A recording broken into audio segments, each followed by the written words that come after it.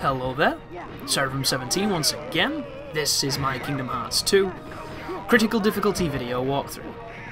We're taking on both the both Pete bosses, sorry, in this single fight. We're taking on the bad guy, and the less bad Pete is kind of helping us. It's a kind of confusing encounter because both of them can hurt you inadvertently. There's also ambient fire knocking around. But the best way I found to damage Pete here was to wait for him to jump and then punish him with a combo. A lot of people in the comments have been noticing that I don't use the drives. Something I've mentioned is, you know, I just kind of don't really like them. I don't want to bang on too much about it, it's just a preference, guys, it's one of those things.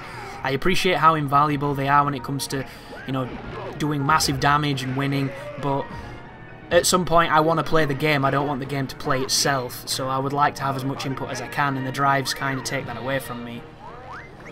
Somebody's been questioning about the anti-form, which is... it's essentially a punishment for overusing the drives. I only got it once in this playthrough, and it was a pretty bad time to get it, it was during a boss. But for the most I didn't have any issue with that. But it's similar with magic on this game. I never found magic on this game to be very fun to use, so it's one of those things I never really used.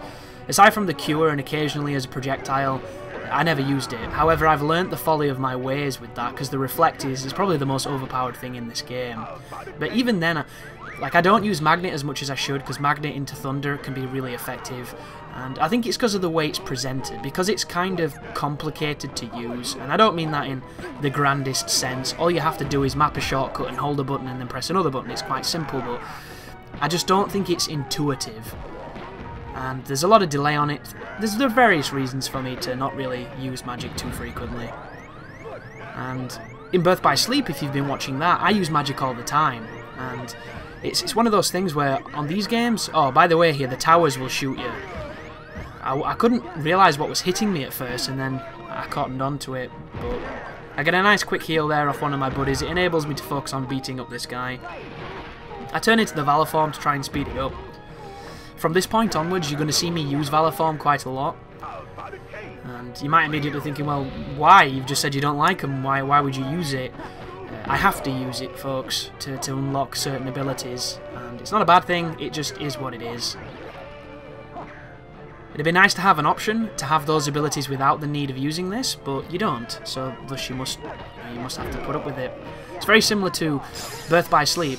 If there was an option on Birth by Sleep to turn off those command styles that happen when you level up that bar, I would do it in a second, because as much as they're powerful and they're really good and they're situationally useful, they've killed me more than anything in that game.